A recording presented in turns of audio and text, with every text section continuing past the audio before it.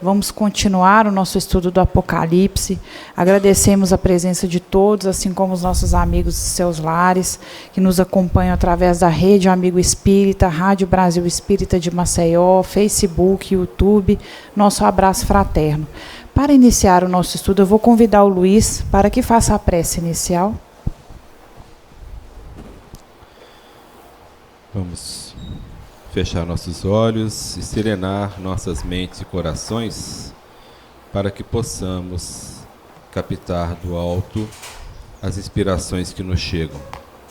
Somos profundamente agradecidos a Deus pela oportunidade da vida, a Jesus, nosso mestre, modelo e guia, e a toda a espiritualidade que nos ampara, propiciando esse estudo da manhã, onde nós buscamos, no esclarecimento da leitura, o fortalecimento das nossas determinações, buscando conquista de virtudes e domar as nossas más inclinações ainda persistentes. Nós rogamos que essas bênçãos, Senhor, que envolve a todos aqui presentes, aqueles que nos assistem, como também a toda a humanidade, onde nós buscamos nessa manhã glorificar a Deus, contribuir de alguma forma para a paz no mundo e tendo com todos uma boa vontade para com o próximo. Que as vossas bênçãos, Senhor, de luz, paz e harmonia nos envolvam hoje e sempre. Muito bem, bom dia aos amigos, bom dia a todos, aos que nos acompanham pela rede Amigo Espírita. Que Jesus nos ilumine em mais uma oportunidade de estudos. Nós estamos estudando o capítulo 9 do Apocalipse. Nós vamos fazer aquela leitura que sempre fazemos dos primeiros versículos para nos situarmos e também nos familiarizarmos com esse texto que é sempre extraordinário. Capítulo 9, versículo 1. E o quinto anjo tocou a sua trombeta, e viu uma estrela que do céu caiu na terra, e foi-lhe dada a chave do poço do abismo. E abriu o poço do abismo, e subiu fumaça do poço, como a fumaça de uma grande fornalha. E como a fumaça do poço, e com a fumaça do poço, escureceu-se o sol e o ar. E da fumaça vieram gafanhotos sobre a terra. E foi-lhes dado poder, como o poder que tem os escorpiões da terra. E foi-lhes dito que não fizessem dano à erva da terra, nem a verdura alguma, nem a árvore alguma, mas somente aos homens que não têm nas suas testas o sinal de Deus. E foi-lhes permitido que não os matassem, mas que por 5 meses os atormentassem. E o seu tormento era semelhante ao tormento do escorpião quando fere o homem. E naqueles dias os homens buscarão a morte e não a acharão, e desejarão morrer, e a morte fugirá deles. E o parecer dos gafanhotos era semelhante ao de cavalos aparelhados para a guerra, e sobre a sua cabeça havia umas como coroas semelhantes ao ouro, e os seus rostos eram como rostos de homem. E tinham cabelos como cabelos de mulher, e os seus dentes eram como de leões. E tinham couraças como couraças de ferro, e o ruído das suas asas era como o ruído de carros, quando muitos cavalos correm ao combate.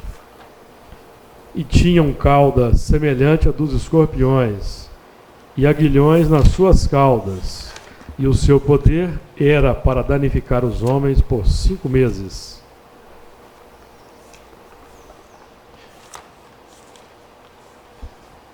Bom, gente, bom dia para todos.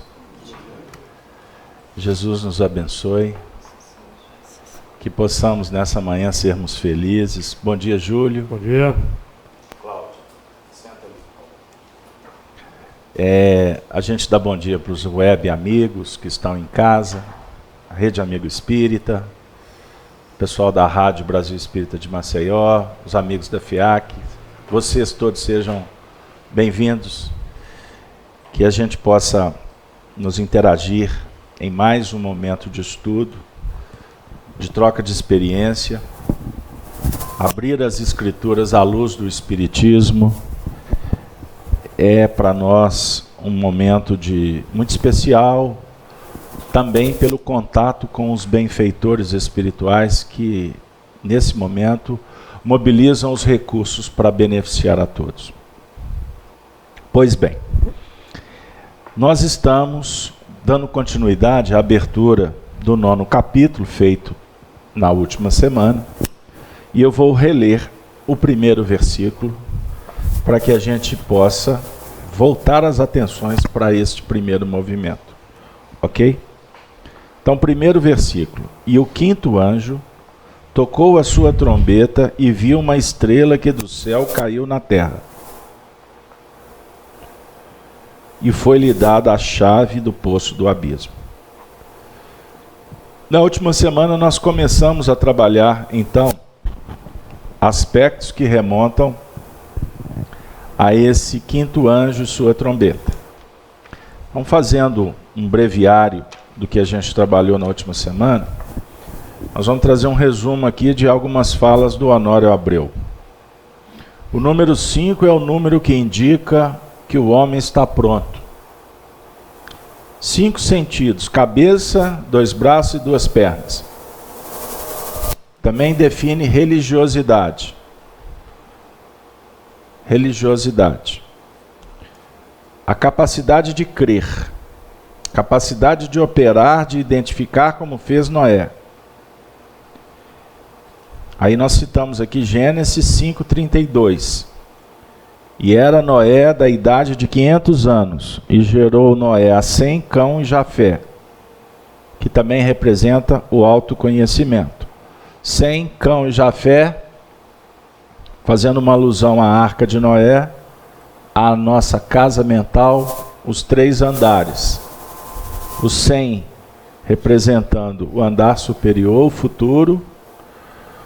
O Cão representando o presente, atuação, o desenvolvimento de percepções, inteligência, raciocínio, enfim. E o Jafé representa o andar inferior, que é o passado. É o inconsciente, o subconsciente, a nossa casa mental. E esse anjo tocou a trombeta, a representar tudo que foi vencido, simbolizado pelas 4 trombetas ou etapas que nos coloca num plano de consciência desperta. Trabalhamos aqui exatamente esse momento que vivemos em busca do Espiritismo como uma chave que vai abrir os portais para os novos tempos. Então a consciência vamos dizer assim, a percepção do que está chegando, do que nós temos e o que devemos fazer. Este, em resumo, foi o que nós trabalhamos. E esse 5º anjo toca uma trombeta. Então, etapa vencida. Hoje, apoiados nas aquisições, em busca do futuro. Cada degrau de uma escada é o piso para uma nova oportunidade, uma nova chamada, um novo trabalho. E vi uma estrela que do céu caiu na terra. O que significa? Essa estrela é a da disposição operacional. Não é mais a que trouxe o conhecimento teórico, as informações. Lembra que a gente falou que a estrela anterior, ela revela? Jesus é a estrela que vem dizer o que devemos fazer. Essa estrela desse versículo, ela representa a capacidade operacional. Você já foi informado, agora você tem que praticar. É esse o símbolo aqui que a gente vai dissecando. Então, tudo que foi vencido, essa estrela propõe a disposição operacional. Não é? Agora, tendo caído do céu na terra, ela abre perspectiva de realização do ser. Caiu por haver pedido pela vibração para que ela chegue. O que significa isso? Essa estrela é uma resposta a um anseio íntimo. Eu preciso mudar. Minha vida tem que tomar uma nova direção. Então, esse anseio, ele chama para nós a oportunidade para fazer com que aconteça. Porque não adianta você ficar só querendo mudar e não operando. A mudança não está no querer apenas. Nós trabalhamos, quando falamos do número 4, lembra que nós trouxemos aqui os aspectos do Egito, do querer, do ousar, do calar. Estão lembrados? Uhum. Querer, ousar, calar. Tem um microfone ligado aí, Luiz, por favor? Tem celular ligado aí? Se tiver celular ligado, tem que desligar. Ligado ou tem que ser desligado? O celular tem que estar em modo de avião. Modo avião. Continuando. Então, o anseio propõe o trabalho. E no trabalho é que se renova. Ficou claro? Fé sem obras é morta. Eu comecei a falar do conceito, desviei. Querer, ousar, deixa eu lembrar. Querer, ousar, falar e calar. São 4 movimentos. Você tem que querer, primeiro ponto. Mas não basta querer, você tem que ousar. É a coragem. Saber. É o saber. Então é o querer, ousar, o querer, o saber, o querer, o ousar e o calar. É isso mesmo, muito bem ajustado. Então você quer, mas você tem que saber, você tem que ter o conhecimento. E com o conhecimento você vai ousar. Você tem que ter a coragem. Mas tem um momento que você tem que calar. O calar representa o esperar. Há um momento de semear, há um momento de esperar. Aguardar, se já semeou. Então, é a sabedoria. Humildade, em síntese, o que significa? Melhor, deixa eu ajustar o pensamento. A fé, ela se arrima nos princípios da coragem e da humildade. O que significa isso? A fé é a concepção, é a certeza que vai sendo trabalhada naquilo que não se vê, mas que se percebe como que é possível. Você não vê os espíritos, se não for médium. Mas nós já estamos concebendo os espíritos. Então nós cremos nos espíritos, porque a nossa fé racional, intuitiva, já nos concede a certeza que eles existem. Você não deve crer porque alguém te disse. Por isso é que a fé ela é pessoal. A fé é um sentido que é desenvolvido. Nós falamos isso essa semana. Quem quiser acompanhar, tem o estudo das cartas de Paulo, que nós destrinchamos um pouco do capítulo 19 do Evangelho segundo o Espiritismo. Então, repetindo, fé é a certeza daquilo que não se vê. Isso é um pensamento paulino, mas daquilo que se espera. Você está vindo ao centro espírita porque você já tem compreensão e você já tem certeza da vida espiritual. E estamos desenvolvendo aqui a capacidade, observem bem, a capacidade de nos intercambiar com os espíritos. Ou seja, nós estamos pondo em prática isso. Mas nesse movimento tem que haver humildade. A humildade representa, eu sei que eu tenho meus limites. Mas a humildade precisa da coragem. E essa coragem é que vai dizer assim, você tem que vencer os seus limites. Então a fé se arrima na coragem e na humildade. Captaram? Complicado? Ficou difícil? Deu para acompanhar, Denise? Deu mesmo? Então explica para o pessoal o que eu falei. Você está falando sobre fé. E a fé, ela, pelo menos ao meu pensar, né? Eu vou colocar acreditar entre aspas, porque eu não estou achando a melhor palavra. É você acreditar e vivenciar aquilo que você não vê, mas é algo que já está dentro de você, que já está instituído na sua energia, na sua alma. Esse, pelo menos, é o meu entender. E a Vânia? Pergunta para a Vânia o que ela acha. A fé é exatamente a certeza. Né? É a certeza daquilo que a gente espera, né? Que a gente necessita.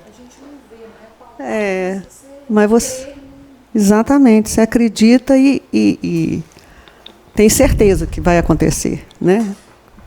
Muito bem. É firme fundamento das coisas que se esperam, segundo Paulo.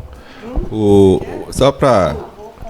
O Emmanuel, ele fala que a fé, ela nasceria no berço rústico do medo.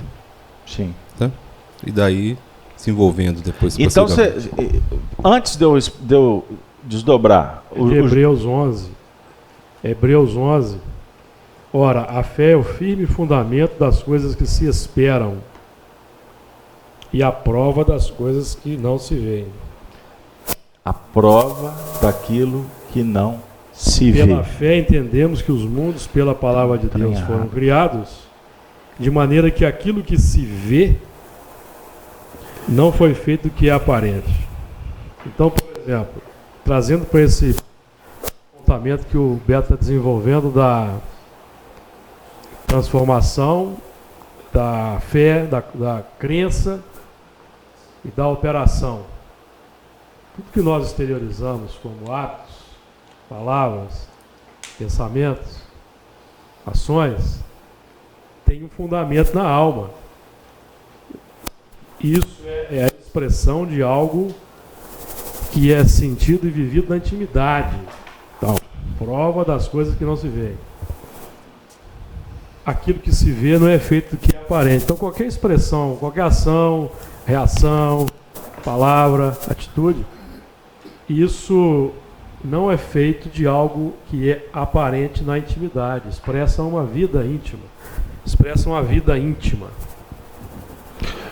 Pois bem. De profundidade. Na conexão com o poço aí.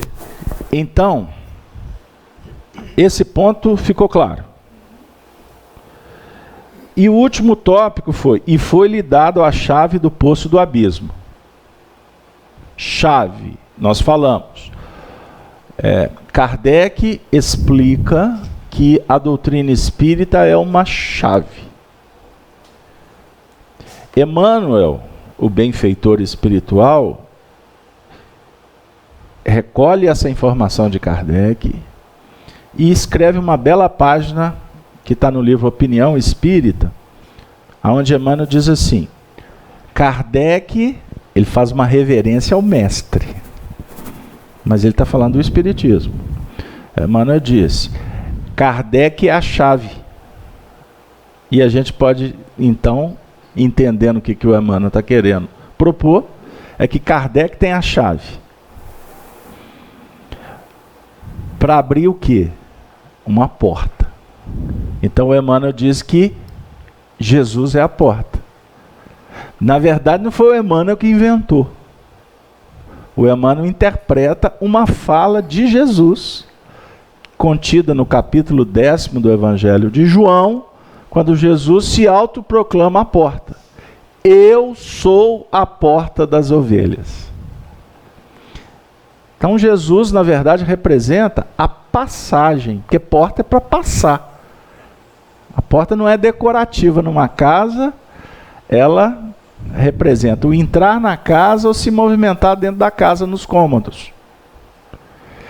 O importante é você se movimentar. O mais importante não é a casa, é o movimento que você promove dentro da casa.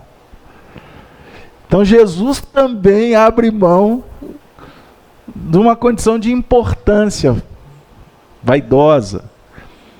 Ele está dizendo assim, eu sou uma porta. Aí ele conclui dizendo, como um pastor das ovelhas, eu sou aquele que cuida das ovelhas. Antes de mim, quem veio era ladrão e salteador. Mas eu sou a porta das ovelhas. Significa o quê? Todo movimento que a gente implementa para pular a cerca, para não passar pela porta do curral, é um movimento que foge do que a ordem e o progresso propõem. A ilusão diz assim, pula a cerca. Não passa por ali não, que ali é mais complicado. Jesus diz assim, passa pela porta. A porta do testemunho. O que é o testemunho? É a prova da lição que nós estamos estudando.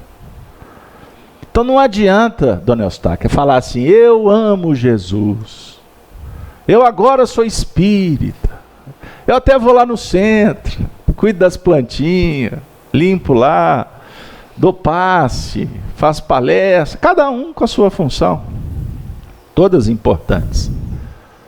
Importante para quem está fazendo.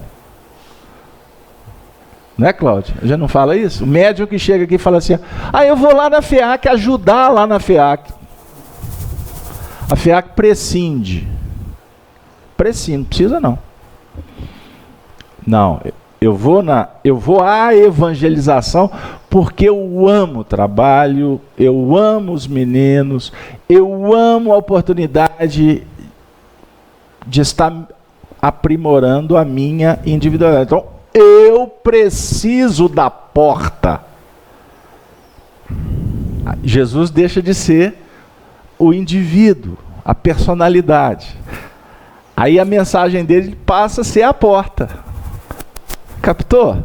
O homem diz assim, mas fui eu, sou eu, nada sem mim. Isso é vaidade. É a mensagem, é a essência que vale. Por isso é que nós aqui da FEAC temos insistido muito nesse ponto da despersonalização. O Evangelho tendo nas personagens apenas aqueles que viveram e aqueles que nos dizem que é possível viver a lição. Então Pedro, o apóstolo, ele compreendeu a mensagem e viveu a mensagem com as dificuldades dele. João também. Maria Madalena também. Maria de Nazaré também. Paulo. Erasto, discípulo de Paulo. Agostinho. Jordano Bruno. Queimado em fogueira. John Hus. Estou falando de religiosos. Não, mas Sócrates também compreendeu isso. Mas Sócrates foi antes de Jesus. A mensagem dele, de Jesus, é antes de Sócrates. Moisés entendeu a mensagem do jeito dele. O Chico Xavier entendeu a mensagem. Mas o Chico Mendes também entendeu a mensagem. O Juscelino Kubitschek entendeu a mensagem. Sabe aquele aquele indivíduo que morreu lá na lama de Brumadinho? Ele entendeu a mensagem. Captaram? Eu estou numa escala aqui com a ideia de colocar todo mundo dentro de uma mesma embarcação, sem importâncias, sem fama, mas dizendo que cada um de nós somos chamados para colocar em prática. O Luiz, lá no seu trabalho, eu, quando estou fazendo o almoço, a senhora que está limpando a casa, o gari que está cuidando da rua, o moço da prefeitura que está cortando a árvore, que está despencando, pegaram aí, cada um no seu nível de entendimento.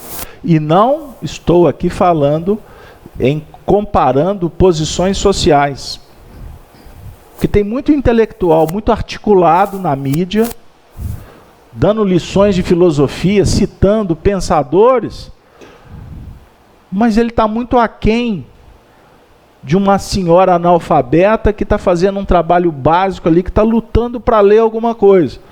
Mas no campo moral ela dá um show de bola. Então não se enganem, não nos enganemos com as aparências. Então a chave é para abrir o quê? O abismo. Ah, Casalberto, eu luto, hein? Meia hora para chegar na hora da cobrança. Meia hora para... Como é que eu falo? Meia hora para amaciar a carne? Colocar tempero? Porque nós demos um para casa aqui semana passada. Vocês acham que eu esqueci? Qual foi o para casa que nós demos, Denise? Você ficou com a incumbência de registrar isso nos anais. Qual foi o para casa? Leia. Para casa foi para a gente trazer, pesquisar nas obras espíritas que citavam a palavra abismo e trazer a descrição dessas obras. Eu fiz, Regina fez, e eu... Ué, mas você está respondendo por ela? Não, ela vai falar o dela. Ah, eu vou falar o meu. Não, porque não foi trabalho de grupo. Não. Não foi trabalho de dupla. Porque nós viemos conversando a respeito no carro. Ah, vieram eufóricas no carro, falando dos testemunhos que foi fazer a pesquisa. Aí nós brincamos, você não pegou o mesmo que o meu não, né? Aí então não. Vamos descobrir agora. Então fala. Vamos lá. Preste atenção nas anotações para a gente comparar os textos, viu, Cláudio? O texto dela com o texto da... Pode falar. No livro O Abismo, eu trouxe 2. O Abismo, de André Luiz, e o livro Consolador também cita do Emmanuel. Então, o Abismo, de André Luiz, revela abismos e subabismos. E vi descer do céu um anjo que tinha a chave do abismo e uma grande candeia na mão. Isso no livro estava sendo citado Apocalipse 20, versículos 1, 2 e 3. No livro Consolador, Emmanuel, na parte O Reino de Deus, na visão de Herculano Pires, ele cita um grande trecho, mas referindo-se: mas quando tudo parecia perdido, os homens que o agarravam com as suas mãos de ferro viram que estavam enganados. Aí o texto discorre e no finalzinho fala-se assim: paravam assustados à beira do abismo e suas pernas e seus braços tremiam de horror. Aí eu coloquei o significado da palavra abismo: lugar escarpado, íngreme, profundeza. Beleza. Regina, agora você com a sua pesquisa. Pode resumir com as suas palavras, tá? Mas se quiser ler a colinha, não tem problema. A gente só vai comparar texto, se a cola é igualzinha. Ô Beto, eu falei com a Denise, será que eu entendi o que você pediu? Né? Vamos descobrir. Pois é. No livro No Mundo Maior, não está relacionada a palavra abismo, abismo em si mesmo, certo, mas o que representa, na minha visão, o que é o abismo. Prisioneiros de si mesmo, no limiar das cavernas, no capítulo 17 do Mundo Maior. Prisioneiros de si mesmos cerram o entendimento às revelações da vida e restringem os horizontes mentais, movimentando-se em seu próprio interior em ação exclusiva nos impulsos primários a cultivar o pretérito que deveriam expungir. Esse é o abismo interior. Tem o abismo também exterior, que André Luiz, esse foi Calderaro que falou. André Luiz fala que após a travessia, né, das regiões, que eles foram em descida, entre aspas, descida, né, a claridade solar se fazia diferenciada. Fumo cinzento cobria o céu em toda a sua extensão. A volitação fácil se fizer é impossível. Aí fala da vegetação, como que era as árvores. Como é que era? Eu não sei. Ai. Ó, a volitação fácil se fizer impossível. O que era impossível? A volitação fácil. O que é volitação? O pessoal de casa quer saber. Ai, é porque os espíritos, não só os mais evoluídos, aqueles que têm um conhecimento das leis da natureza, mesmo que não sejam evoluídos moralmente, eles sabem como lidar com isso. Eles não andam, entendeu? Eles se movem através do pensamento. Você consegue volitar? Não. Não, eu não estou dizendo você, Regina, com corpo físico. Não. Quando você está dormindo, você volita? Volito. Quando eu penso, eu volito também, eu vou longe. Quando eu leio também obras elevadas, eu volito também. Então, qual que é a força que você usa para volitar? À vontade. Muito bem, pode continuar, que você está indo muito bem. Eu queria ter uma filha assim. Ai, meu Jesus. A vegetação exibia aspecto sinistro e angustiado. As árvores não se vestiam de folhagem farta, e os galhos quase secos davam a ideia de braços erguidos em súplicas dolorosas. Aves agoureiras de grande tamanho, de uma espécie que poderá ser situada entre os corvídeos, crocitavam aqueles gritos dos corvos em surdina, semelhando-se a pequenos monstros alados espiando presas ocultas.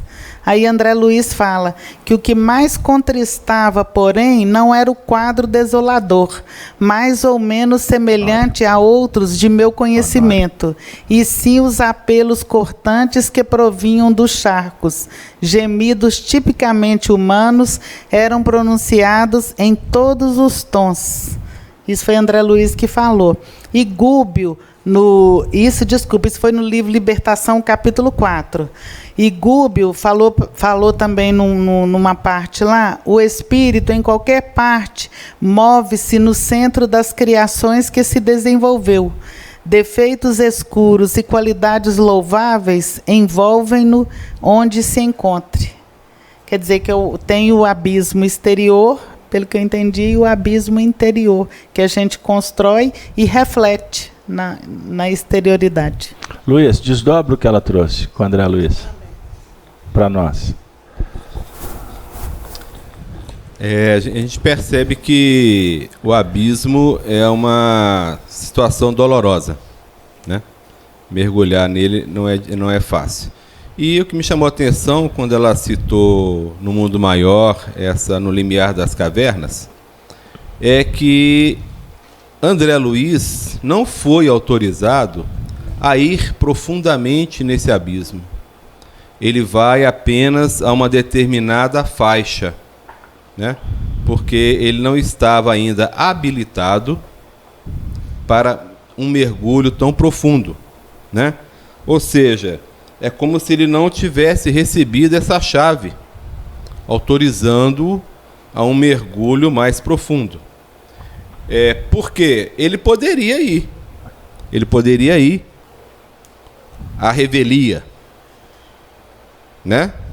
Mas ele escutou e atendeu. Porque se ele tivesse ido, talvez ele encontraria sofrimentos mais difíceis do que onde ele chegou já estava difícil, né? Porque já estava ouvindo lamúrias, né? E trazendo para o nosso íntimo, a gente já sente uma chamada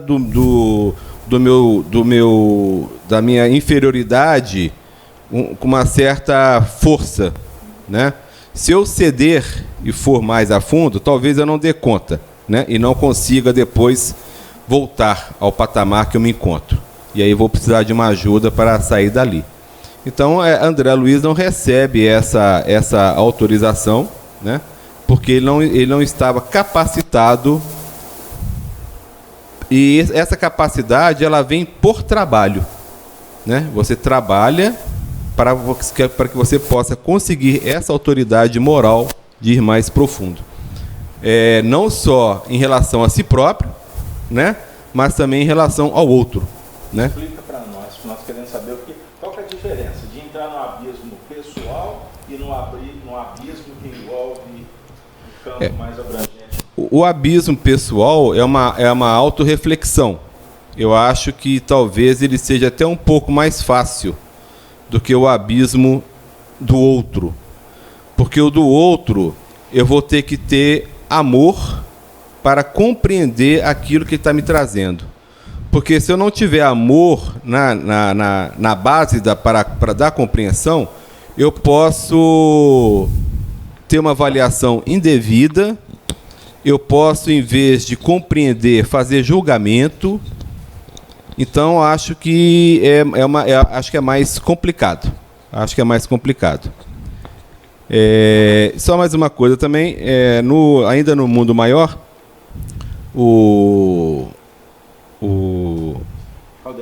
acho que é o Calderaro mesmo, ele associa o abismo como uma forma de alienação mental, sabe? Então, ou seja, seria aquele abismo em que você está completamente perdido. Porque o André Luiz, ele faz uma descida consciente. Né? Ele faz uma descida consciente. Nós podemos fazer um mergulho no abismo de uma forma inconsciente. E aí você vai encontrar sofrimento da mesma forma, mas não vai poder saber compreendê-los. Né? Júlio, a sua pesquisa para nós. Júlio deixei ele por último ali, porque ele está organizando as ideias. Vamos embora. Nós temos aí primeiramente esse abismo. Esse abismo aí, o Pedro faz referência a esse abismo como as prisões no mundo espiritual, em que Jesus desceu visitando aqueles espíritos lá em prisão. Está na primeira epístola de Pedro, capítulo 3, versículos 18, 19 e 20. Posso ler? Porque também Cristo padeceu uma vez pelos pecados, o justo pelos injustos, para levar-nos a Deus, mortificado, na verdade, na carne, mas vivificado pelo Espírito, no qual também foi e pregou aos espíritos em prisão. Ou seja, no Espírito vivificado, renovado, que Jesus apresentava, evidentemente, ele desceu a essas regiões onde os espíritos são aprisionados. Vamos lembrar que esse aprisionamento pode parecer que é um movimento de fora para dentro, mas é um movimento de dentro para fora, em que os espíritos são supervisionados, os espíritos que se aprisionam às próprias ideias, aos próprios impulsos inferiores, ao egoísmo, ao orgulho, processos vingativos. E nessas regiões eles são supervisionados pela misericórdia divina, representada, por exemplo, por essas incursões aí do André Luiz, do Calderaro, que representam a misericórdia divina em ação, que realizam ali a supervisão, a adequação e a observação daqueles espíritos para ver os primeiros sinais de mudança interior. Então é mais um movimento de dentro para fora, de aprisionamento, em que os espíritos não podem romper, não podem retirá-los à força, porque quando eles são retirados à força e levados, por exemplo, para nosso lar, quando eles despertam, eles voltam, porque são as cadeias. Quando alguém se referiu aí às cadeias, são as cadeias mentais, formadas pelos laços do pensamento e do sentimento, no qual também foi e pregou os espíritos em prisão, os quais, no outro tempo, foram rebeldes, quando a longanimidade de Deus esperava nos dias de Noé, citado aqui pelo Carlos Alberto, enquanto se preparava a arca, na qual poucas, isto é, 8 almas salvaram pela água. Então, os dias de Noé representando aí os lampejos da consciência desperta, em que vamos preparando a casa mental, identificando os departamentos. Então, por exemplo, o que é o subconsciente, ou o abismo? O Calderaro vai dizer lá no Mundo Maior, falando da mente, que a mente é como se fosse uma casa de 3 andares, um castelo. Tomemos como se for um castelo de 3 andares. No primeiro situamos a residência de nossos impulsos automáticos, simbolizando o sumário vivo dos serviços realizados. Ou seja, todo o nosso passado está arquivado nos porões da intimidade como impulsos automáticos ou instintos e emergem pelos reflexos, pelos desejos, pelas emoções. Então aí nós entendemos o trabalho do Espiritismo como a chave do autoconhecimento, porque é preciso que nós conheçamos os nossos impulsos, nossos desejos, nossas emoções, para domar. Como que eu vou domar as inclinações más? O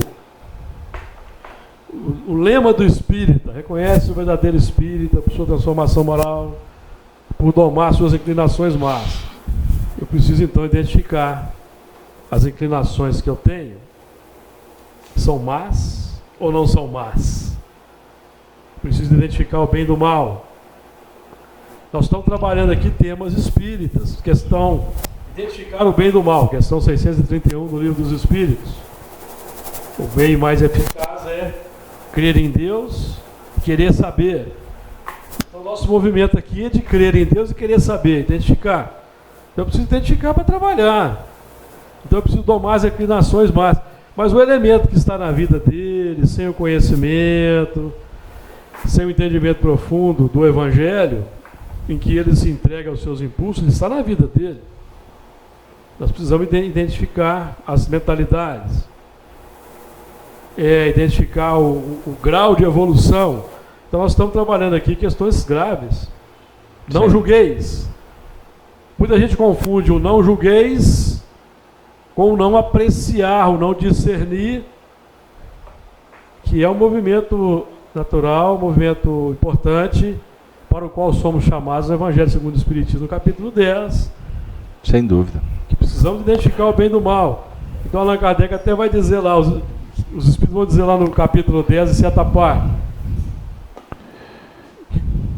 eu preciso ver o bem em todas as situações é um grande malefício, porque nós não vamos identificar os erros, não vamos identificar o que precisa ser renovado, precisa ser transformado. Tem muita gente que confunde o não julgueis com não discernir, não apreciar, não avaliar. E no processo da pedagogia espiritual, nós estamos na Terra para desenvolver percepção. No nosso meio espírita tem uma pesquisadora que algumas das pesquisas dela, algumas falas dela, eu aprecio, embora eu não concorde com algumas outras. Mas ela tem um excelente trabalho no campo da pedagogia espírita, que é a Dora Encontre. Sim. E ela tem uma abordagem sobre a intuição. Então, como ela mergulhou na pesquisa espírita, e ela tem uma tese de doutorado sobre pedagogia espírita, ela estudou na Alemanha, e ela se aproximou muito da história de pedagogos como Pestalozzi. Então, quando ela se refere ao método de ensino pestalozziano, Pestalozzi propunha o desenvolvimento dos sentidos, do tato, do olfato, do paladar, da audição e da visão, que ele tratava como educar as mãos. E as mãos, com 5 dedos, representam aqui os 5 sentidos. Fazendo uma alusão ao Evangelho, os 5 pães. Número 5. É o número 5, trabalhado aqui anteriormente. Então, Pestalozzi discutia a questão de educar as mãos, a mente e o coração. Olha que legal. E alguns biógrafos colocam que Pestalozzi tinha um método intuitivo. A Dora Encontre defende que ela não entende a intuição como a gente concebe, mas sim um processo de percepção. Porque até a palavra intuição ela acabou sendo muito associada a um plano mais místico. O Emmanuel fala, por exemplo, da mediunidade, que ela começa na intuição e termina na intuição. O que é intuição? A intuição é o lidar com os insights. Com os insights. Ou seja, eureka, descobri. Isso é intuição. Não é? Você conjuga uma informação, uma percepção e o seu mundo interior se predispõe. Aí você vai construir uma ideia. Isso é intuição. É como se fosse a predisposição, se fosse um ninho que você vai acolher ali uma semente que vem. Sem dúvida. E essa semente não vem de fora. Vem da sua própria... Porque, só para finalizar aqui, ó. Vai. Lá com o castelo de 3 andares. Primeiro, a sede dos impulsos automáticos. O segundo, localizamos o domicílio das conquistas atuais, onde se erguem e se consolidam as qualidades nobres que estamos identificando. No terceiro, temos a casa das noções superiores, indicando as eminências que nos cumpre atingir. Num deles mora um hábito e automatismo. No outro reside o esforço e a vontade. E no último, o ideal e a meta superior a ser alcançada. Então está tudo na intimidade. Então, ó, a cadência aqui. Deixa do jeito que está aqui para mim conseguir acompanhar. No terceiro andar, as noções superiores. Certo? Sim. Que indica ideal, que indica a meta a ser atingida. Isso. No andar... A intuição não vem do terceiro andar, não? Não. A intuição vem da conjugação dos 3 andares. Conjugação. Do andar superior... É porque eu acho a intuição... tem intuição e tem inspiração, eu entendo a intuição como se fosse uma misericórdia divina. Ou seja, é a presença de Deus em nós. A intuição é o ir além de nós. Ou seja, a gente, por mérito, por esforço próprio, nos é concedido irmos além dali. Aí você vai aprender aquela coisa que você ainda não entendeu e vai começar a trabalhar para descobrir o que está chegando ali. Mas onde é que está esse além que você está dizendo aí? Esse além, ele está... Dentro da gente... Vai sendo descoberto. Sim, está descoberto, sendo descoberto. Vai sendo descoberto. Mas eu acho que vem... Não é que vem, ele está ali colocado por Deus para que a gente possa captar. Eu não sei. Captei a vossa mensagem, digníssimo guru. O assunto, ele é muito legal, é envolvente. Mas eu queria propor uma consideração. Porque o seu pensamento representa o pensamento de bilhões de pessoas. Porém, ele está mais elaborado, corroborado pelo conhecimento que você está adquirindo no Espiritismo. Mas, com todo respeito, ele ainda é um pensamento heteronomo. Uhum. Ele ainda é um pensamento místico. Uhum. Ele tá começando a se deslindar.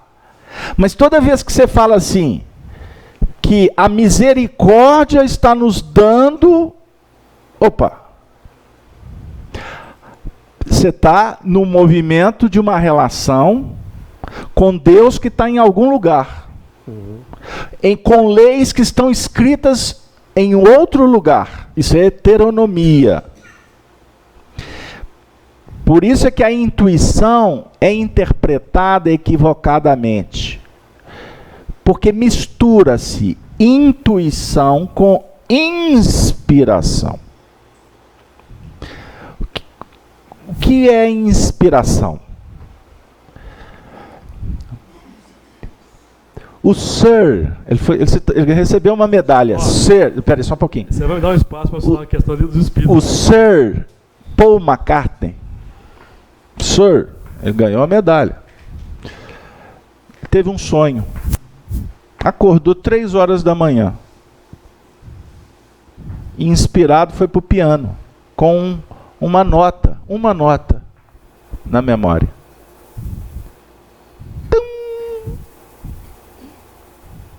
Hey Jude.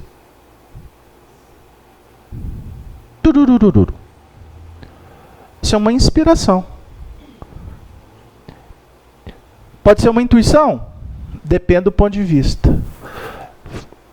Ele estava no mundo espiritual. Vamos construir uma ideia. Ele estava no mundo espiritual.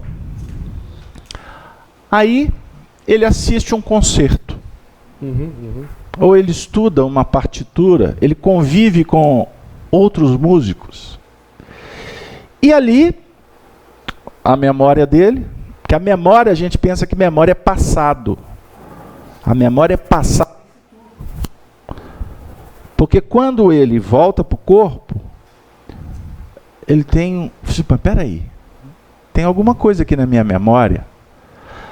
Aí ele entra num êxtase, num transe. Por que transe? Porque ele ainda está meio lado, ele está mais para lá do que para cá. O transe é só para dar uma ideia de uma alteração de consciência. Eu não posso, ninguém pode dizer, e nem o Paul McCartney, atualmente encarnado, pode dizer que foi uma intuição, ou ele foi inspirado e construiu e deduziu no sentido dele a primeira nota que se desdobrou na melodia Hey Jude. Um espírito pode te inspirar. Você acorda assim, meio lá, meio cá, e alguém sopra. Ô Luiz, tem estudo do Apocalipse. Isso não é uma intuição, isso é uma inspiração. Isso é um comunicado. Isso é uma voz. É um som. Isso é inspiração. Vocês desculpem, eu estou falando pausadamente, porque esse assunto precisa de ser trabalhado com sensibilidade. Eu tenho que usar a arte aqui com incompetência, mas eu tenho que usar. Ok? Então, intuição. Você tem o potencial divino imanente em você. A perfectibilidade. Essa perfectibilidade representa Deus em você. Em você. Então, todas as suas conquistas são motivadas por esse Deus interno. Não é Deus externo. Porque senão, se a gente vai para a ideia do conceito de Deus externo, a gente volta a pensar no velhinho com o cajado dando ordem. Você quer ver porque o livro dos Espíritos derrubando essa ideia da heteronomia? Pode ler? Vamos lá, rapidinho, porque eu tenho que falar do versículo 2. Marcha do Progresso. A força 779. A força para progredir. Áurea o homem em si mesmo. Olha a pergunta que Allan Kardec fez. A força para progredir. Áurea o homem em si mesmo, ou o progresso é apenas fruto de um ensinamento? Resposta. O homem se desenvolve por si mesmo naturalmente. Aí ele acrescenta: como nem todos progridem simultaneamente do mesmo modo, os mais adiantados auxiliam pelo contato social, propondo, sensibilizando, induzindo. Mas a força, ela é toda interior, imanente, como você disse. Porque senão o progresso ia depender, o nosso progresso ia depender só de Jesus. Eu ia ter que esperar. Manda mais aí, Jesus, que eu estou aqui esperando. Está entendendo? Então, só para concluir, com Emmanuel, eu citei o benfeitor. A mediunidade começa na intuição e termina na intuição. Então, significa que toda mediunidade que o Emmanuel está tratando é da relação com o externo, comunicando com pessoas, com espíritos. Isso é mediunidade. Mediunidade é intermediação de algo. Então, nós podemos dizer, ajustado a um processo de evolução íntima, pessoal e intransferível, que todo o processo do aprendizado, da evolução, é arrimado na intuição. Mas eu queria deixar assim, como ideia para vocês pesquisarem, que a intuição é uma matéria que precisa ser estudada permanentemente. E que ela não é um mecanismo que depende de fora. Porque você pode, inclusive, se auto-inspirar. Você pode ler um texto aqui e sem nenhum envolvimento espiritual, por exemplo, você pode se motivar e você pode buscar na sua memória a conclusão para um fato que vai ter uma repercussão na sua vida prática. Isso é intuição. Também, porque existem outros fatores, inclusive da participação dos meus amigos do chat. Porque a médium Denise está eufórica, está ansiosa para trazer a manifestação do grupo. E eu não falei do versículo 2 ainda. Eu gostaria de agradecer a audiência dos nossos amigos do chat. Tem pessoas aqui de toda parte do Brasil. Eu não consegui saber o nome de um amigo ou amiga, chama Fotos Criativa, e está nos acompanhando de Londres. Não consegui saber o nome. Seja bem-vindo ou bem-vinda.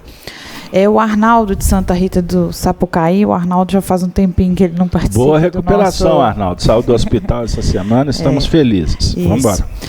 O Júlio falou sobre a renovação interior. Eu vou fazer essa pergunta para o Júlio, porque eu acho que ele vai descrever, porque ele falou uma parte disso.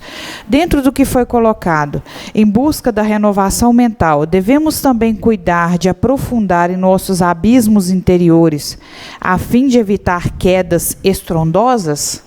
A outra, pode enumerar, porque nós vamos responder agora no versículo 2, porque senão a gente não caminha. Não, anteriormente o Arnaldo ele havia feito um comentário. Tá, já passou. Já passou, a respeito da fé. Então, em síntese, o que o outro companheiro trouxe, o Júlio, não é isso? Não, são 2 comentários do Arnaldo. Ah, então tá bom. Então, uma pergunta dele. Já entendi. Então ele está questionando sobre essa questão de buscar na intimidade, não é isso? Isso. Então, me perdoe, mas eu tenho que ler o versículo 2, porque senão eu perco o fio da meada, e a gente vai ficar eternamente no Apocalipse. Versículo 2: e abriu o poço do abismo, e subiu o quê? Fumo do poço, como o fumo de uma grande fornalha, e com o fumo do poço escureceu-se o sol e o ar. Abrir o poço do abismo. As estrelas são chaves com que contamos para entrar. A mediunidade também é uma ferramenta para você adentrar no abismo. Não se preocupe, que eu tenho certeza que isso não está claro ainda em alguns aspectos. Mas tem a sequência, o texto vem dizer que subiu o fumo do poço. O que poderia vir a ser esse fumo surgindo do poço? Vibrações. Cada um de nós possui esse poço. Ficou claro? Aonde que está o abismo? Dentro da gente. Se você fechar os olhos e começar a fazer uma introspecção, você está entrando dentro de um abismo. Que você começa a caminhar lá e não sabe o que você vai encontrar. Que tem muita coisa guardadinho. Entra até a questão da tal regressão de memória. Tem uns que podem entrar pela regressão. Não é aconselhável. Pois bem, então vou continuar. Então o poço é o nosso passado, que nós não temos ainda ferramenta, nós não temos conhecimento suficiente e energia para entrar em determinados aspectos da nossa intimidade. Lembrem da física. A física não tem ainda conhecimento para ir em determinadas regiões do universo. Além dela não ter conhecimento, ela não tem energia para isso. Certo? Para fazer foguetes, potencializar naves. Então falta conhecimento e energia. fazendo um mergulho na nossa física, no nosso espaço geopsíquico, cosmopsíquico, como queira, falta-nos conhecimento e falta-nos energia. Porque não basta dizer, eu vou entrar. E foi por isso que o Luiz contou que o André Luiz, quando participava de equipes lá no mundo espiritual, que aí eles iam no abismo mesmo, que aí já está falando de uma região externa. E essa região externa é uma região que tem fundamentos morais. Ali tem uma regra. Espíritos que estão no abismo são espíritos que estão desajustados, em desequilíbrios graves. São estes os habitantes do abismo. E por que eles estão lá? Porque intimamente o abismo deles está todo em desajuste, em desalinho. Então, ou seja, eles estão vibrando no terror, no ódio, no desespero, na aflição. E você irradiando isso, você vai fechar circuito com outros que estão nessa faixa. Então você desencarna. Para onde que você vai? Você vai para esse mundo que você está construindo aqui. Ele está aqui à sua volta. Entendeu, seu Cedino? Não tem um lugar te esperando lá no Camboja. Ele está dentro, né? Ele está dentro. Então você vai viver essa realidade. E óbvio que por atração magnética, outros que estão nessas faixas vão se atrair. Eles não vão combinar, vão encontrar. Não. Atração magnética. Isso é energia.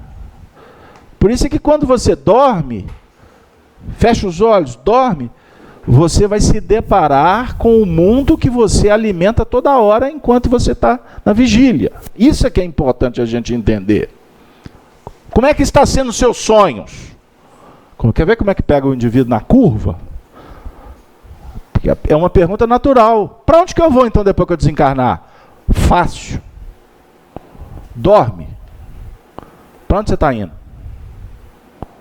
Nó, Casalberto, lascou. Então vamos mudar isso. Não lascou não. Revelou. Vamos descobrir. Então tem indivíduo aí que é espírita, mas só tem pesadelo. Aí chega para nós e fala assim, quanto mais eu rezo, mais assombração aparece. Eu falo, não, calma. Talvez você está em trabalho, você está em regiões difíceis trabalhando. Vocês não se recordam. Mas, espera aí, como é que está o seu dia a dia? Estou em depressão, estou em angústia. Opa, então nós vamos ter que tratar esse assunto. Então, nós estamos cuidando do mundo espiritual. Também, o cuidar daqui agora.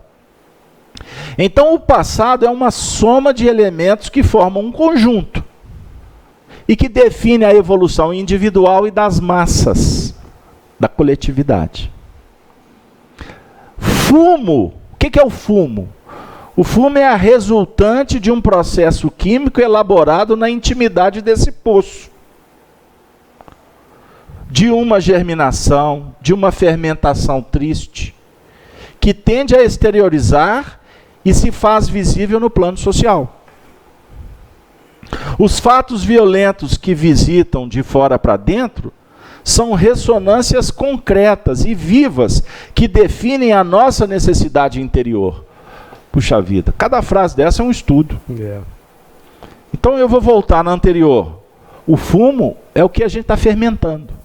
O que você está pensando, você está soltando.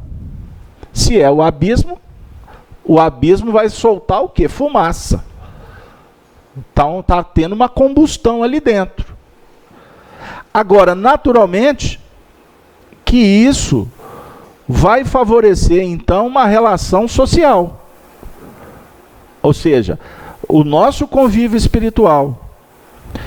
E tudo isso define quais são as nossas necessidades a serem trabalhadas. Aí o Honório até solta uma frase aqui dizendo que os acontecimentos desconfortáveis e que nos intimidam trazem a falta de paz nesse mundo. Representam as nossas guerras de incompreensão, de impaciência, seja no lar, no trabalho, no centro espírita, na via pública. É uma verdadeira guerra íntima pela dificuldade de administração dos nossos padrões. Acha para mim Mateus 12, 20. É que trata do... 12, 20. Acha aí para nós. Rapidinho, enquanto o Júlio procura, só para ele ler o versículo. Os acontecimentos desconfortáveis. Guerra íntima. Uma pessoa me ligou e disse assim, Carlos Alberto, me contou um painel. Painel cheio de problema. Aí, por fim, ela falou assim, mas eu estou acometida, eu estou perplexa. Eu estou destruída por esse acontecimento. Eu falei assim, bobagem sua. Aí a pessoa escreveu assim, foi no WhatsApp.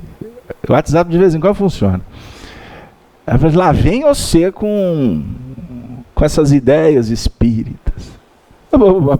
Eu tenho que ir com ideia espírita. Eu vou com qual ideia? Você quer que eu vou com a ideia do abismo? Eu estou querendo resolver o meu problema do abismo. Eu vou ficar revelando o meu abismo? Não, agora eu vou lá para as noções superiores. O espiritismo é noção superior. O que o Emmanuel está ensinando é noção superior. Eu estou subindo na escala, na intimidade. Eu estou abrindo o ouvido, os olhos. Opa, tem uma coisa boa ali que o indivíduo está aprendendo. Eu vou dividir com ele. Então você está saindo. Você vai lá fora. Mas depois que você vai lá fora e tem o contato, Luiz, com o Emmanuel, por exemplo, ou com os espíritos, o Emmanuel vai embora. Depois que ele te dividiu o conhecimento com você, você vai ter que incorporar esse conhecimento. Aí você volta para dentro da sua intimidade. Aí eu falei para a pessoa, que ótimo! Não! Eu falei assim, isso é experiência. O assunto acabou. Eu não sei se eu decepcionei a pessoa, mas o assunto acabou. É experiência.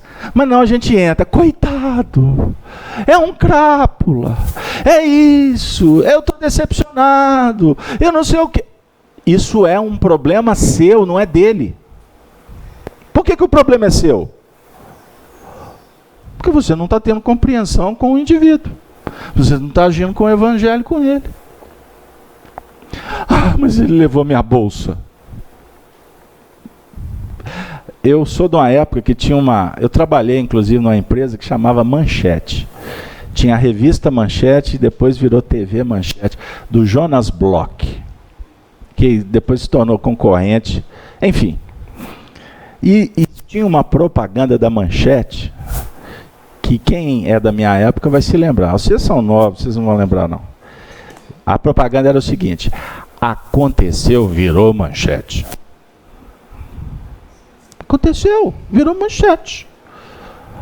A manchete você abre, aconteceu, o que o Júlio falou. Você vai perceber, você vai identificar a mensagem.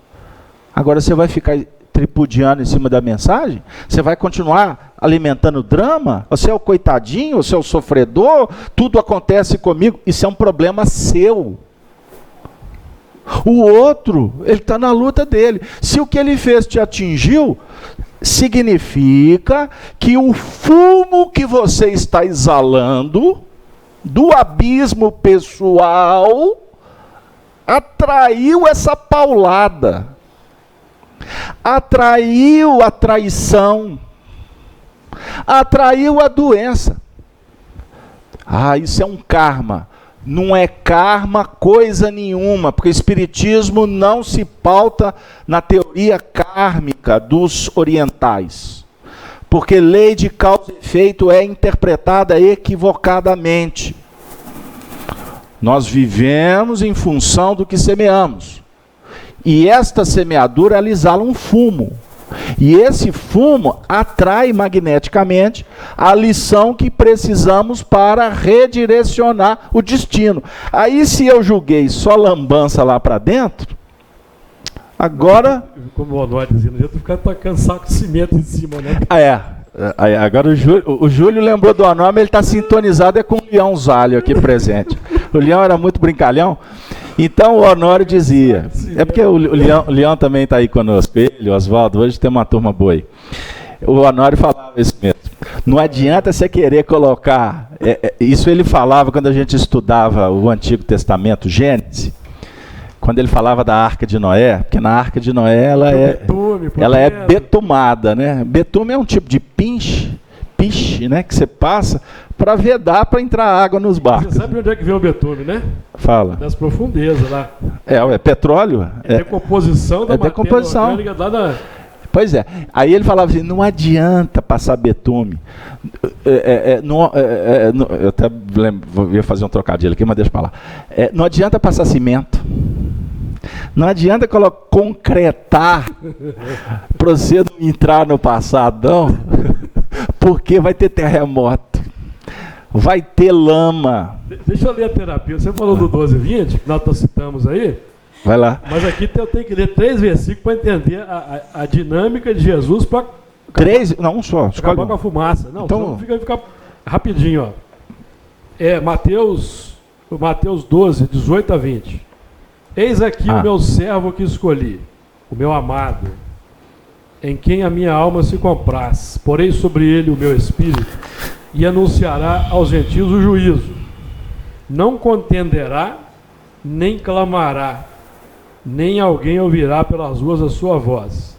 Não esmagará a cana quebrada, e não apagará o morrão que fumega, até que faça triunfar o juízo. Isso aí. Então a cana quebrada, que é o discernimento incompleto, a visão incompleta das coisas, porque os hebreus usavam a cana para medir. Instrumento de medição, é o discernimento. O morrão que fumega, esse passado, incongruência aí, só é resolvido até quando o juízo triunfa. Isso aí. Pois é, não é fácil minha vida aqui não. Cláudia, passa para lá. Isso aqui linguagem popular, a tarefa costuma ser um fumo goiano, que diz que fumo goiano é bom. São 2 coisas. Uma que você deixou de falar lá atrás, que você não terminou. Vixe, tá falando? Quer fugir do abismo, não tem jeito. Volta. Você fala que a intuição, ela seria conjugação de 3 andares. Aí você começou a falar do andar superior, que é o ideal, a meta ser atingida, e você não falou dos outros 2. E a outra coisa é que esse abismo, essa representação externa, né, dos aprisionados do abismo, não deixa de ser um abismo, um horizonte mental. Ele é interior. Por mais que ele seja interior, ele é uma composição, uma soma dos interiores que reflete no exterior. Então, a sustentação mental desse abismo exterior, ele decorre do abismo interior. Então, na verdade, só existe o abismo interior que reflete de uma certa forma. No fundo, é o interior que se faz. Então, você levantou 2 questões e eu vou respondê-las. A intuição, eu também não concordei ainda não. Tá. Nós vamos trabalhar com vocês durante alguns anos ainda, até terminar o Apocalipse, só discutindo a intuição. Só a intuição, não vai demorar. Prestem atenção, porque nós não podemos resolver uma discussão aqui de 4.000 anos de escritura. Não, em 5 minutos. Em 5 minutos. Tá bom, Vaninha. Eu sei, eu gosto. O que mais me dá prazer no estudo é quando há uma insatisfação. Isso aqui é fantástico. Prestem atenção. Eu vou chegar lá. Como o fumo de uma grande fornalha. Subiu o fumo do poço como o fumo de uma grande fornalha. Plano de refundição das bases. É a fornalha. Refundir. Forjar. Forjando nova têmpera. O que é uma têmpera? Você mergulha, esquenta o metal, até virar uma brasa viva, né? O metal fica incandescente. Depois você mergulha na água fria, fogo e água, certo? Aí quando você mergulha, pegou o metal em brasa ardente, mergulhou na água fria, sobe fumaça. E o que vai acontecer com o ferro? O metal fica temperado, ele alcança o grau adequado. Para ser o quê? Resistência. Forjado. Aí vai vir o quê? pegando numa ideia muito básica. Bigorna, uma terra, martelo. Não estou na indústria, não. Vem ele todo disforme, você vai segurá-lo com uma pinça, uma tenaz. Tenaz. Aí vai lembrando seus tempos de ferreiro. Tenaz. Deve ter mexido muito com isso. Selou cavalo doidado. Aí o que aconteceu? Né? Fez espada e etc. Aí você vai usar a bigorna, o ferro, para ir moldando. Então, em nível íntimo, a intuição é isso. Em nível íntimo, a intuição é isso. É você forjar, é você trabalhar a sua base, inspirado pela força divina que está em ti mesmo, que é Deus. Que o André Luiz didaticamente falando que está no andar superior. Isso é didático, porque o superior e o inferior, na verdade, estão unidos o tempo todo. Então, inspiração e intuição. Por favor, que o povo lá de casa quer te ouvir, Vânia. Ainda mais que eles gostam de você no chat. Aqui, então, inspiração, você acabou de falar aí. Inspiração e intuição estão no mesmo degrau. Pode ser que sim. E eu concordo com o Luiz que, para mim, intuição vem de cima. Sim. Pois é. Então, isso é só uma questão de conceito. Vem de cima, mas você tem que ter uma parte interior. Sim. Pedindo. Porque não caiu do céu? Cai porque tem um pedido. Foi lido aqui no início. O pedido é a vibração. É o anseio. A fumaça. Com certeza, mas... Senão Jesus chega do seu lado, vai ficar 1000 anos lá julgando uma ideia, você não vai captar, porque você não tem o terreno. Intuição e inspiração. Então eu vou te dar um exemplo que Paulo de Tarso... Não, é para ficar indignado mesmo. A ideia é essa. Não, porque não tem como é que chama o negócio aí? Não, que você gosta muito de falar, não tem heteronomia. E heteronomia não existe. Nós estamos destruindo isso. Heteronomia não existe em nenhum fundamento. Não existe. Porque, eu vou te dar um exemplo. O Paulo de Tarso usa uma imagem fantástica. Se não me engano, está no capítulo 11 de Romanos. Sim. Quando ele vai falar da enxertia divina. Enxertia divina. Romanos 11.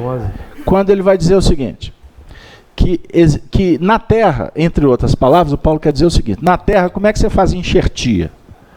Você não pega uma laranja melhor e enxerta numa laranja pior, lá na laranjeira? Isso. Laranjeiral? Não é assim que funciona?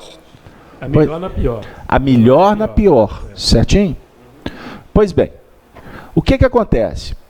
Jesus propõe para nós, ele propõe uma enxertia diferente.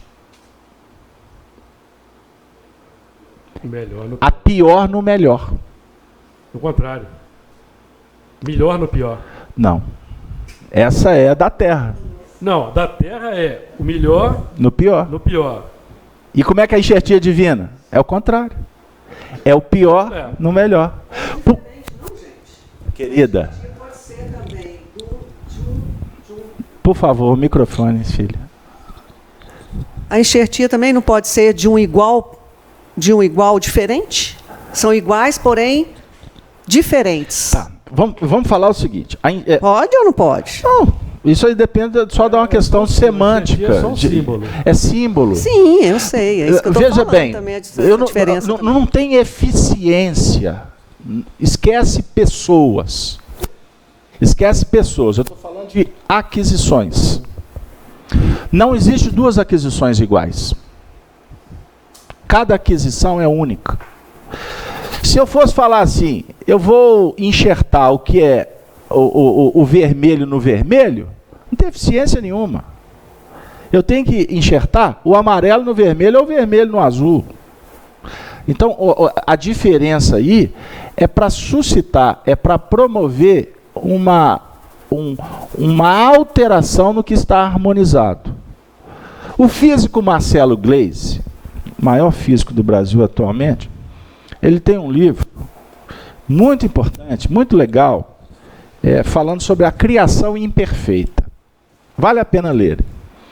E ele diz o seguinte, que a academia, a filosofia, propõe que a gente busque no universo, na natureza, a perfeição. E não está errado. Só que o processo da evolução não se baseia na perfeição. A evolução se baseia na imperfeição. O que significa?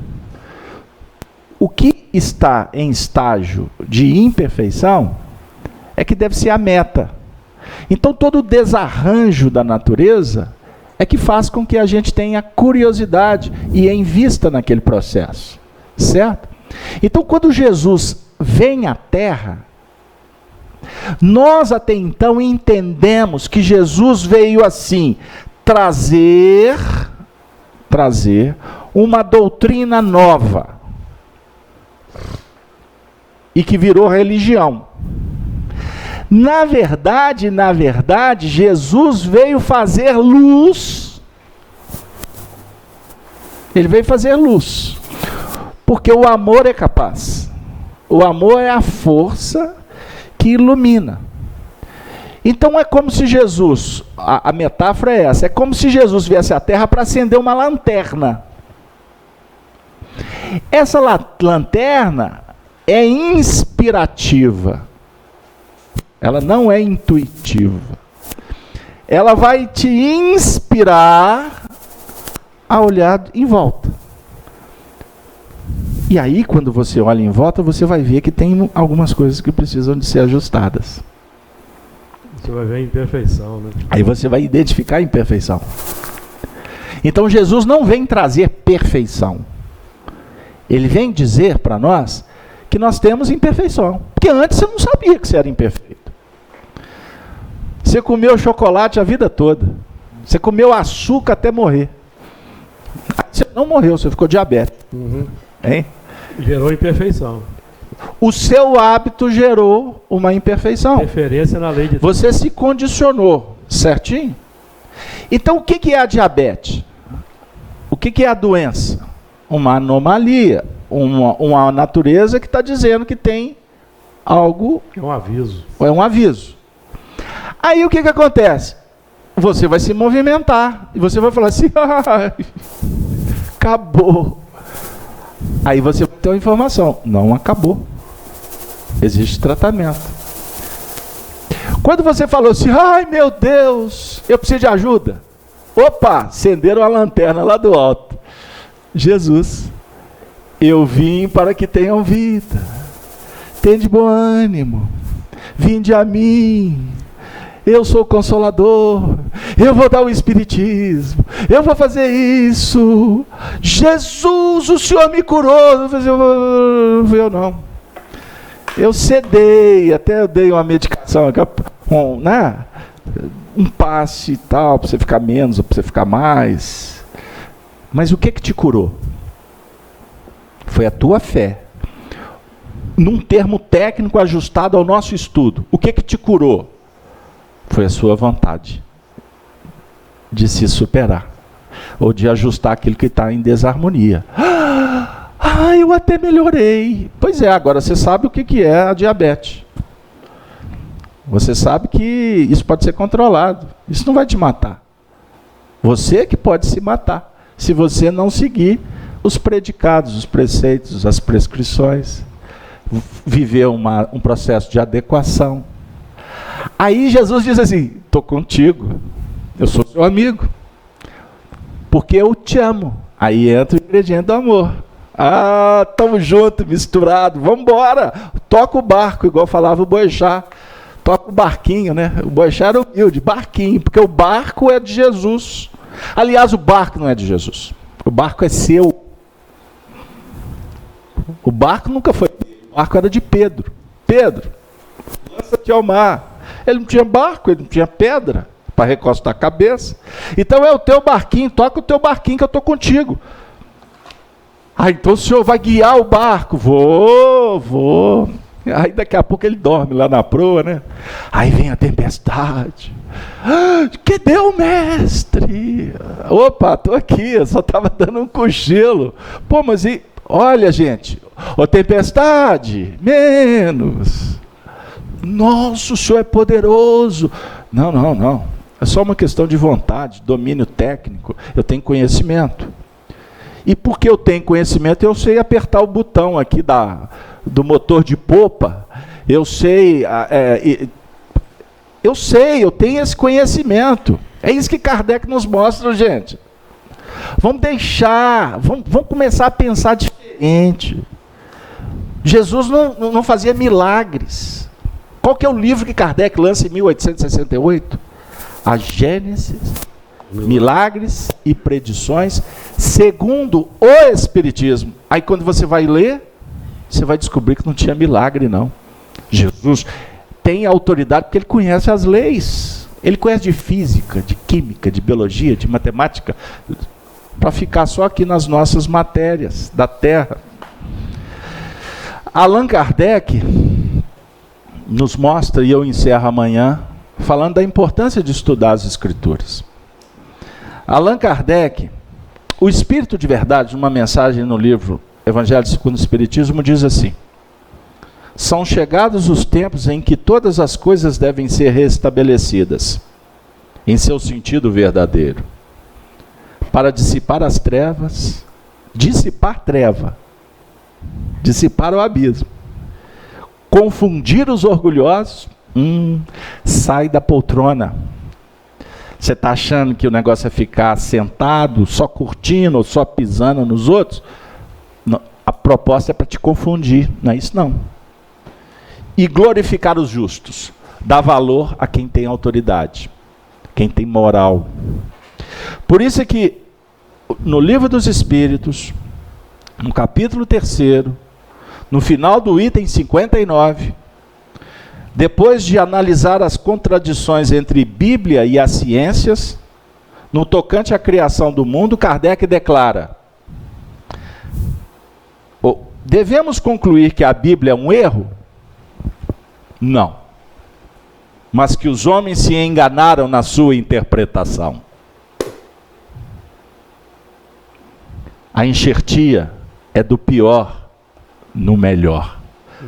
Porque no melhor para o pior é a heteronomia, é a religião que nós fomos criados, que fomos formatados. Jesus vem ao mundo para cuidar dos nossos pecados e nos salvar dos erros e das trevas e do demônio. Ele veio acendendo, agora eu vou falar com toda possibilidade que eu tenho em mãos. Ele não veio acender uma lanterna. Ele veio acender uma candeia. E candeia é para colocar sobre o velador, iluminar uma cidade. E a cidade não pode ficar escondida. Então ele ilumina, ele ama, ele cuida, mas ele diz assim: meu pai é o dono de uma vinha, ou de um grande jardim. Eu sou a videira, eu sou a árvore, e vós sois as varas, os ramos.